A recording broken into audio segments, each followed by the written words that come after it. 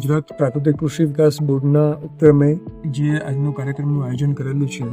તેના અનુસંધાને આજે ખાસ સંદેશ સરકાર એ આપવા માગે છે એ ધીરે ધીરે આપણે પ્રાકૃતિક ખેતી તરફ વળવું જોઈએ, ઓર્ગેનિક ખેતી તરફ વળવું જોઈએ, જેના થકી આપણે જે અત્યારે પંજાબમાં પરિસ્થિતિ છે એ રોગોનો ભોગ બને છે લોકો,